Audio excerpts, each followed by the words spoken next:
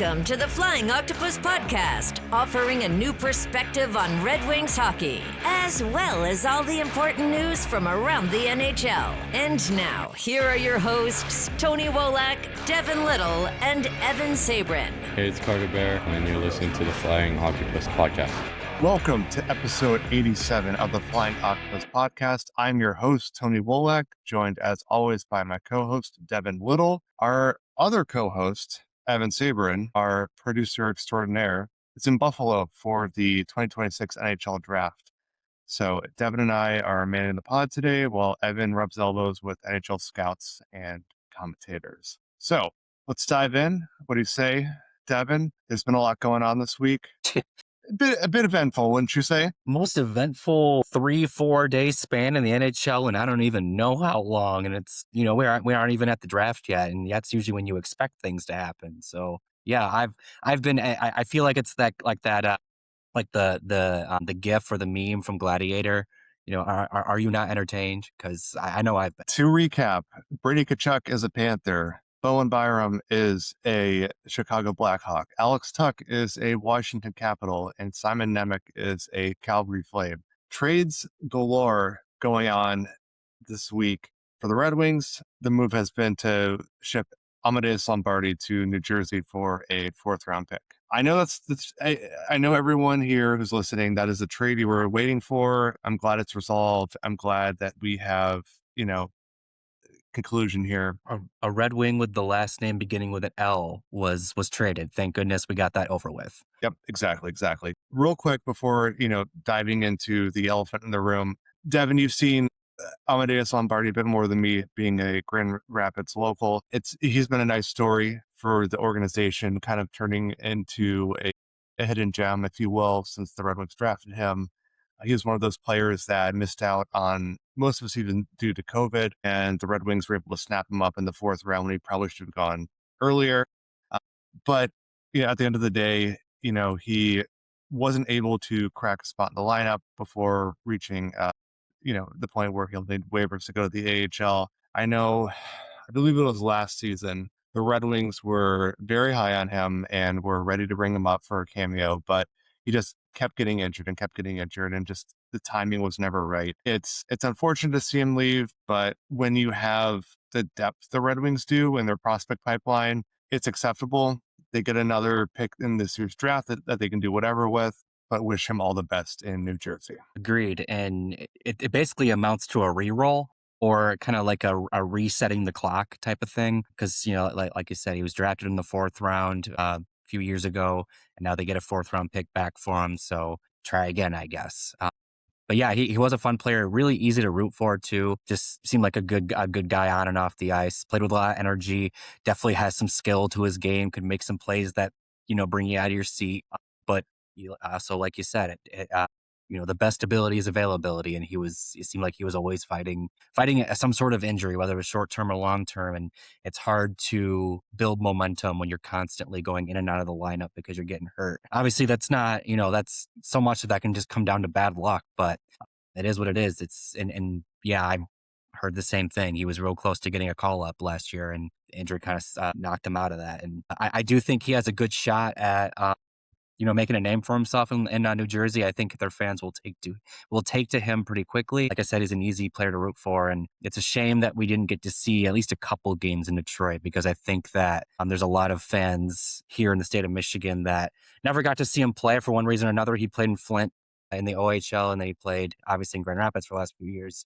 So he has played in Michigan for the last good chunk of his life. But for those that haven't gotten to see him yet, I think he'll play some games for the Devils this year, and you should definitely tune in because he's a fun player for sure. One player who has not been traded yet is Dylan Larkin, and obviously he had the trade request that much has been made of, and at least for me, the unofficial deadline to move him was the start of the draft. You want to get your ducks in order going into free agency, and making sure that during the draft, while there are more trades going on, that there's resolution there, and you're able to continue to build this team without any, blockers in the way here. But still no news for Dylan Larkin. Got my notifications on, so, we'll see what happens. But Devin, I'll let you go first here, but what do you think happens? Like, is Dylan Larkin traded at some point this weekend? And if he is, where does he go? Well, and I feel like that's the question hanging over not just this episode, but just kind of the Red Wings in general. All these moves kind of going around in the NHL, and it feels like even if the Red Wings were interested in some of these players, they couldn't feasibly make legitimate offers for these players until they got the Larkin thing sorted. And so it kind of feels like until they get that, unless, the right opportunity comes along, it's, they're kind of stuck focusing on that right now. So with that in mind, basically what I think is that if they don't get a deal done on draft weekend here, whether that's tomorrow or the next day, I think this is going to go into, I think he might not get traded until the end of July, maybe even August. I think at that point you can drag it out because we're not talking about 2026 picks anymore at that point. So it's, if they're going to be making deals for this, it's now or never if you're going to get draft picks in this draft. So it does sound like it's trending towards Dallas. There was just a report a half hour before we were pressed record on this that Jason Robertson declined a $15 million contract from Seattle in what would have been a sign and trade type of deal. And there's, kind of some murmurs that the return that Dallas got in that deal would have then been part of a package that would go to Detroit, in a trade for Dylan Larkin. So right now it seems like it's Dallas. It just kind of depends on if they're able to get the assets that Steve Yzerman and the Red Wings are looking for. But my official answer on this is he's either going to get traded in the next 48 hours or we might be sitting on this for another month. We do have the right GM in place who will hold out for the best deal possible, even to, the point where it could get frustrating. We saw that was the case with Quinn Hughes. We saw that was the case with other trade targets. Yzerman will only commit to a trade if he thinks it's right for the organization. And if it's not what he wants, he is not going to do it. And when you're, looking to move your best player, probably the right mindset to have. So I guess from my opinion, I think something happens this week. And I think there's a realization on his part that this impacts free agency, other trades, etc. It's something gets done because there are other dominoes in play here, like Vincent Trocheck, like Elias Pettersson, that, as with Dylan Larkin being the top option available for a trade, all the teams that are interested are going to make their best offer possible so they don't get screwed over going into free agency or with other trades. Now, I'm not going to pick a team. I know it's kind of cheating. I'm going to say that we're going to go off the board here, not on this trade list. I'm going to say it's one of the California teams. The Ducks have a deep prospect pool. Los Angeles has Quentin Byfield, and Todd McClellan knows that organization very well. Holland's there. Exactly. And San Jose has second pick, the 9th pick, Michael Misa, Will Smith. There's a combination there that could work. So one of those teams, it gets done, we move forward, and the draft goes accordingly. So I don't know. We'll see. But in the meantime, we can get to what we know about the Red Wings draft at this point, and that it starts at number 47, which is a lot later than what we're used to for the Red Wings drafting. What do you say so? Yeah. And that's, going back to my comment about the thing that's kind of the Larkin thing kind of hovering over the Red Wings right now. There's a chance that their first pick is in the first round. And in fact, there's a chance that it's in the top 10. It just kind of depends on what happens. But unless something like that does happen, then yes, their first pick is not until 47th, which it's been a very long time since the Red Wings have not picked in the first round. So, and we just talked last week with Shane Malloy about how they've had trouble consistently hitting in later rounds. And now they have no choice but to hit in the later rounds if they're going to get a player out of this draft. So yeah, I think there's a lot of focus on this 47th pick, wouldn't you say? For sure. And for me, at least my perspective on it, at least for the second round pick, is you want to find the best value possible. Maybe not the highest floor, but the best value. Now, we can look at players like Zach Olson, Dan Bucher, others who are very projectable as bottom 6 energy forwards, like in the same realm as Eddie Genborg, right? Where it's like, what they're going to be and you feel safe projecting them. Now, the Red Wings could go that route. That's historically what they've done. I would rather see them wait until the third round to kind of follow that same sort of process. I would look for players who have a bit more, potential, higher ceiling. There's just more there are more elite things about them. So I'm looking at like Nicholas Aram Olsen. I'm looking at Adam Valentini, who we brought up last week. There is a chance, I mean, Matthias Manhanen, who we talked about last week as well. Jonas Lagerberg Hohen as well. Like he's been one of the main players that I've been mocking and, for the Red Wings at number 47, just because he's available, high ceiling player, but one that comes with a little bit more risk. These are some of the players that I feel are a little bit more, this is what the Red Wings need. Like they have plenty of depth players. They have plenty of prospects who can fit that bottom six, bottom pair role. They just need someone to kind of break through. And these are the types of players that I see at least have a higher probability of doing that. They have Carter Mazer, they have Eddie Genborg, they have, Emmett Finney. They have lots and lots of players who can fill those roles. Like, I'm not concerned about adding another one of those players with the first pick that they have. Now, if they add a first round pick or, and then draft someone obviously with higher upside there, sure, whatever. Go back to the strategy. But otherwise, like, just wait until the third round for someone who's a little bit more projectable in those depth roles and just shoot for the stars with the second round pick, just because that's kind of where you're at with an organization right now. I would agree. And I think that it's, to some extent, I feel like that's a good strategy in general with your second round pick, is to, especially if you played it a little safe in the first round, then really take your swing in the second. But it's even more so, I think, without a first round pick, I think that it's even more so a strategy that you have to consider, because you got to get a player out of this draft. We talked about it, right? You expect that your first round pick is going to produce a player, and then after that, you hope to get at least one more player in rounds 2 through 7. Well, if you're going to get at least one player in rounds 2 through 7, in this case, you're going to want to get a player that, to your point, isn't just going to be another piece.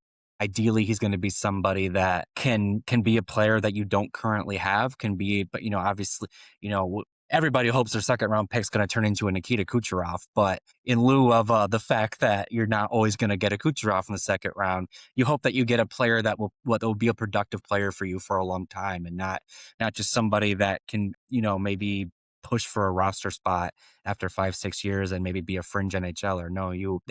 I think that's kind of the risk you take when you shoot for the stars, is that, sometimes when you make that big swing, you're going to miss and you're not going to end up with a player. But the upside that you get with the swing is worthwhile, especially if you are then committed to, really, really being mindful with your picks in the rounds 3 through 7, and kind of being a little bit more on the safe side. If as long as you're kind of balancing your risk and reward, I don't see reason why not to shoot for the stars. It's just a matter of picking your spots, I guess, is the right way. Are there any players that come to mind for you for like shooting for the stars in the second round? And then, with the third round pick, you can go back to the standard strategy. Now that there's a fourth round pick involved. So 2 players that came to my mind when it comes to kind of shooting for the stars in the second round. One of them has already been mentioned, Valentini. I think that it's partially due to his size. He's not overly big. You don't expect those players to necessarily blossom, and if they do, they have to be top 6 players, or at least that's kind of the cliche with them. So I think that drafting an undersized forward can be kind of a risky proposition, but his game, his playmaking ability is a skill set that I think is worth taking a look at if he is there. And, depending on who else is there, I think he's worth a look. And I think that he could provide a certain skill set that the Red Wings are going to need to replenish within their system, especially as you see guys like Danielson and Brent Nygaard and such move up and out of the move up within the organization. You just saw Amadeus Lombardi move out as well. And then another guy, and he might not even be available, because depending on, how you feel about the player and where you're looking, he's kind of projected like early second round. But Jacob Vanacek, a defenseman, is another guy that I think could be a little bit of a swing. And it's a similar swing that I think the Red Wings tried to take on William Wallander and Shai Buim.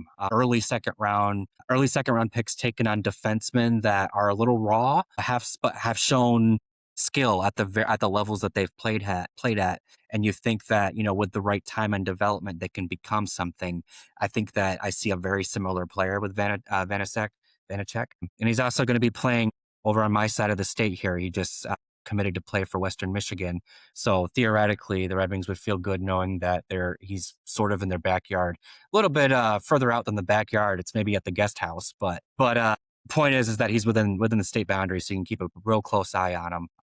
But yeah, like I said, might not be available at 47, but if he is, I think he's somebody that I would take a long, hard look at taking in that spot. All right, moving on to the third round and beyond.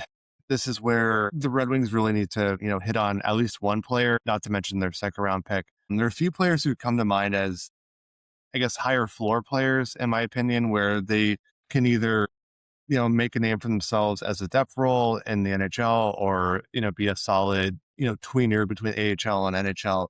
Just a few players I want to call out from my draft board is right-handed defenseman Brett Liskey. I know Shane Malloy brought him up last week. Everett Silvertip's teammate of Carter Bear. Also, Alex Kostov, a winger, and Adam Anderson, the center. Left defenseman Ola Palme, Victor Plant, brother of Max Plant. And then lastly, just another player for these middle rounds is Blake Zelensky. And again, these players are a little bit more projectable. I do feel that you feel comfortable, placing them in a depth role at some point. These players have a little bit more runway until they reach the NHL. I know Kostov is an overager, but again, with the NCAA route now and players just having options about how they want to move forward with their career and not being shoehorned into just CHL, just NCAA, just European leagues. They have options. They can, go wherever they please. These are the players that I feel that, there's enough there to, again, put them into a depth role down the road. And they kind of fit that same Red Wings MO of, high compete players with solid hockey IQ, players you want to have on your team when, it's late in the season and into the playoffs. But again, obviously a lot of development in the meantime, but at least for the middle rounds and beyond, I'm looking at players who kind of fit the Red Wings description of like, do they play in Sweden? Yes or no? Do they play in the WHL? Do they play on an OHL team or U.S. prep school or national development program team? Like those are the main hubs for where the Red Wings draft from. Not so much the Quebec Major Junior Hockey League, not so much Finland, not so much Russia, not so much Czechia. If they can, grab players out of those leagues, I feel like it fits their MO. And I feel like they have a pretty good system down for the scouts who are in place there and bringing forward players who just fit what Steve Yzerman and Chris Draper are trying to build.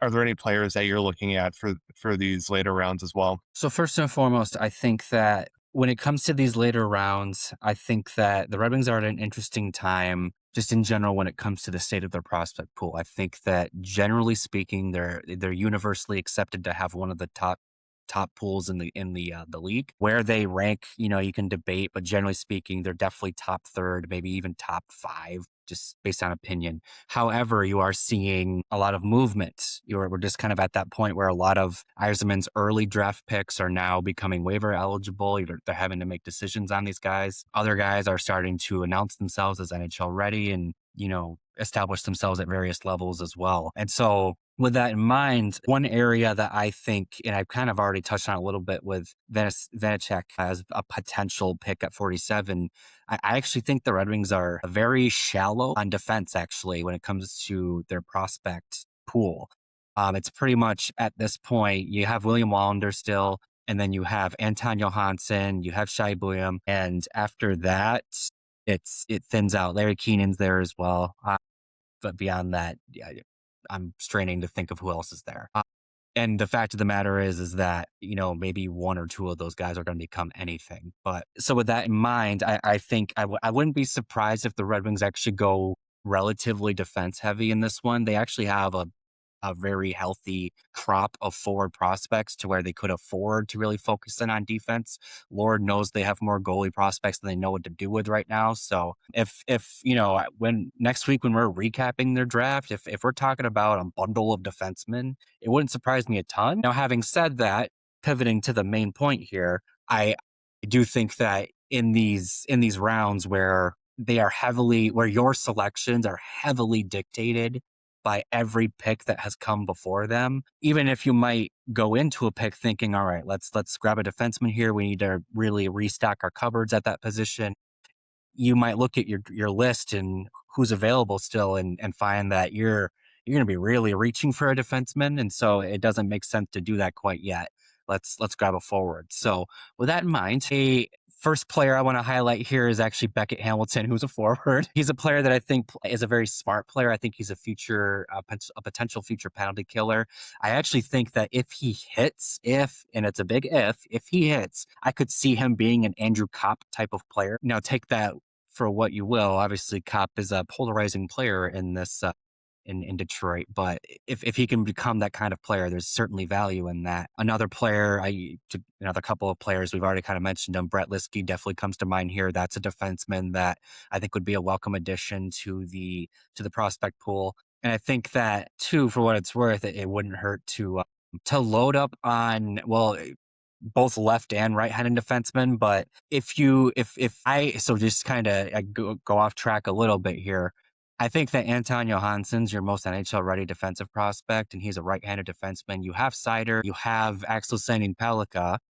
There's not much beyond that, though. Yes, exactly. It thins out very quickly. So if you're going to promote Anton, you got nothing. So I think adding a nice right-handed defenseman here in Liskey is maybe something that you seriously consider, knowing that you might literally have no one kind of no one stashed away on that right side on the blue line as soon as next season. And then the last guy I do want to give a shout out to, again, somebody that's already been mentioned and another forward, but it is Victor Plante. It's not just because Max is already in the system. I think that Victor has a very solid skill set. I think that he could be a very projectable player. I think that he plays the game the right way. I think that the Red Wings, he's a player that the Red Wings, I think, would like outside of the fact that they have his brother Max in the system. And I think that just that connection just maybe is an added bonus factor. I think them both playing together at Minnesota Duluth this year would be appealing. It's just you're able to keep track of them more. And they can grow and develop together too in their years in the organization. So he's another player that I think could, I don't want to label him too much because I'm not super confident in what he'll be, but a player that does come to mind is maybe a less snarly Carter Mazur, maybe, not sure, but he definitely is willing to like grind along the boards and dig for dig for pucks in dirty areas and whatnot. So I could see him becoming kind of a chippy player, or finding that that's what he needs to do to make a professional career for himself. Basically, he can certainly score goals like his brother, but I think that he's not necessarily as offensively gifted. But that doesn't necessarily mean that he's a player that the Red Wings should avoid looking at in the third round. I agree with the comment you made about just the right side of Detroit's prospect pipeline on defense. It's a little bare. A couple players that we haven't mentioned who are on my draft board, and frankly, who I've been mocking to the Red Wings in these later rounds, is Axel Elofsson. He's more of like a third round pick, maybe fourth round. And then in the later rounds, Brian McFadden out of US Prep. Again, just building out that pipeline like they are on the left side and at forward. But, again, players who could have a depth impact down the road. I think at the end of the day, just because the Red Wings, as of this moment, don't have a first round pick, they really need to hit on one or two of these late round picks just to, to have another NHL player. They, got one at Emmett Finney a couple years ago in the 7th round. As long as their second round pick this year and then one other pick hits, that's great.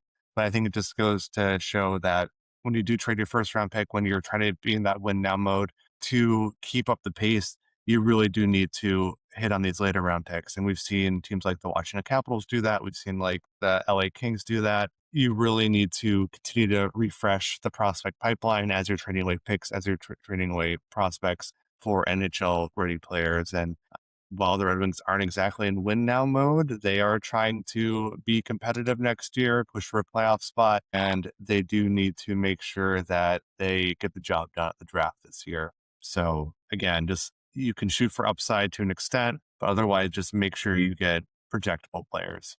Any other last draft thoughts before we close this one out, Devin? I know Evan is having a great time in Buffalo. out at Anchor Bar, hopefully not getting the wings, hopefully just sticking with, beer and things that don't give me food poisoning at Anchor Bar.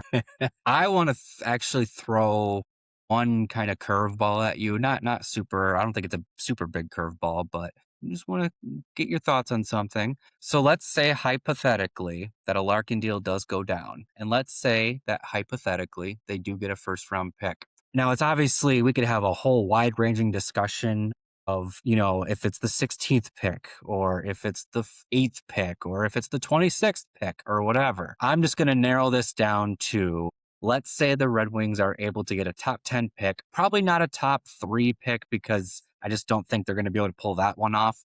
But let's say they get a top 10 pick, maybe somewhere like 6 to 10, somewhere in that range. If they're in that range, who are you looking at if you are Steve Yzerman? That is a good question because obviously in that range there are a couple of centers who are intriguing to say the least, in Vigo Bjork and Tynan Lawrence. On defense, you're likely looking at, I don't know, 6 to 10, potentially Albert Smets, Malty, Gustafson, Dexon Rudolph. It's tough because, if they were able to get like Smets or Gustafson on the left side, you look at their top 4 of Edvinsson, Sider, one of those guys, and Sandy Pellicat. You feel really, really, really good about that for the future. Like that is like, You're done, when basically. you're done, right? For like whenever that player makes the NHL for the next 10 years after that, your top 4 is locked in. That said, obviously trading Dylan Larkin, you open up a big hole in that 1C. And I do think that Tynan Lawrence is the best candidate to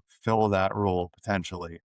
I know he didn't have the best freshman year in college, but again, if you're essentially a high school senior competing against college players who are in the 21, 22, 23-year-old range. Yeah, I mean, I can see how you might get overmatched a little bit, but let's see how he performs next year, the year after, and then it might be a different story. So if we're looking at the 6 to 10 range, I'm looking at Tynan Lawrence. Otherwise, give me, I don't know, any of these players are great. I'll just say Tynan Lawrence is my top pick. I would agree, and it's for the same reason. I think that if you're trading Dylan Larkin, obviously this is all hypothetical, and in this trade, maybe they got a center prospect as well that maybe fills that need. But in this hypothetical, we don't know. So with that in mind, that's kind of where I would lean to, and I do think Lawrence is where I'd lean, though.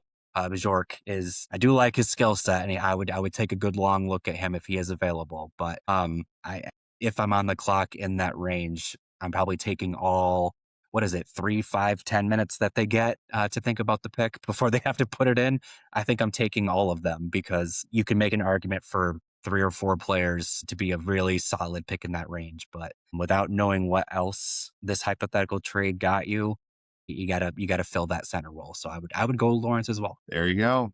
Now let's see if the Red Wings can go ahead and find that top 10 pick, and we'll see if they go defense or forward. In the meantime, we're going to go ahead and close this out. Thank you for listening. Thank you for watching Flying Octopus Podcast, episode 87. We'll be back next week with some draft analysis and also free agency analysis, because that's the point we'll be at heading into the 4th of July weekend. Evan, hope you're having a great time in Buffalo. Glad you're there. Glad you're, networking and getting our name out there and talking to prospects and scouts. And we'll see you next week. So thank you, everyone. Thanks for listening to the Flying Octopus Podcast. Follow us on YouTube at the Flying Octopus channel and Twitter at Flying Octopod.